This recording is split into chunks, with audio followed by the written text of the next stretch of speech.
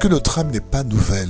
Qu'arrive-t-il si dans le passé, elle a fait du mal ? Lorsque l'âme vient dans notre corps, l'erreur reste-t-elle encore ? Notre âme peut-elle être punie à cause de cette erreur ? Que se passe-t-il si nous avons fait du bien toute notre vie et que nous avons toujours cette erreur du passé qui n'a pas été punie auparavant ? Permettez-moi de rappeler une vérité que vous semblez savoir, mais que beaucoup ignorent. La plupart des âmes de ce monde sont des réincarnations. Sans cette donnée fondamentale, il est impossible de comprendre les événements de notre vie. De plus, lorsqu'une âme est envoyée dans ce monde, il lui est assigné une mission spécifique qui tient compte de son passage précédent dans ce monde.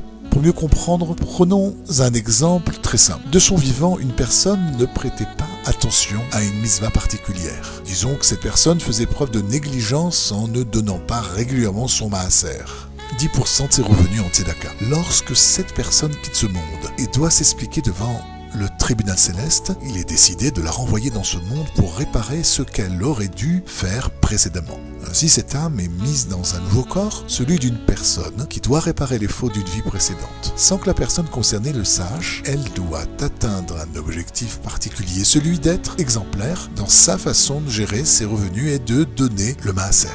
Partant, la personne possède deux possibilités. Si elle étudie d'elle-même les lois du maaser et qu'elle fait preuve d'un comportement irréprochable en donnant régulièrement le maaser, son tikkun, sa réparation spirituelle, s'effectuera dans la joie et le bonheur. Il est important de noter qu'Hachem, désirant toujours notre bien, il fera en sorte que cette personne ressente un attrait naturel, l'étude des lois du maaser.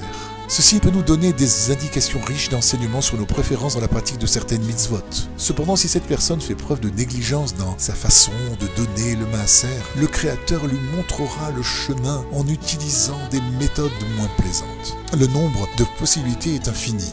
Citons-en simplement une. Malgré tous les efforts de cette personne pour obtenir une parnassa décente, des problèmes surgiront régulièrement pour contrecarrer ses projets. En d'autres termes, peu importe ce qu'elle fera, ses revenus sembleront jamais devoir évoluer dans la bonne direction et sa parnassa sera toujours une source d'inquiétude. Pour conclure, il est exact de s'interroger sur la vie d'une personne qui aurait mené une vie bonne sans réparer ce qu'elle aurait dû. Dans ce cas, cette personne risque d'être renvoyée dans ce monde une nouvelle fois. Connaître sa propre mission n'est pas facile.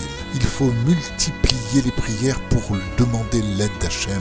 Le plus souvent, chaque personne doit agir ainsi, s'appliquer du mieux qu'elle peut dans sa pratique de chaque mitzvah. Chaque transgression sera l'objet d'un rappel à l'ordre. D'autre part, Rabbi Nachman de Breslev conseillait de choisir une mitzvah, en particulier par exemple une pour laquelle nous ressentons beaucoup de plaisir à faire, et d'en étudier avec une plus grande précision les différentes halachot, les lois, et d'être très pointueux dans sa pratique. Certes, il est impossible de connaître avec certitude s'il s'agit du tikkun que nous devons faire, mais nous aurons fait notre maximum pour le connaître et atteindre son objectif.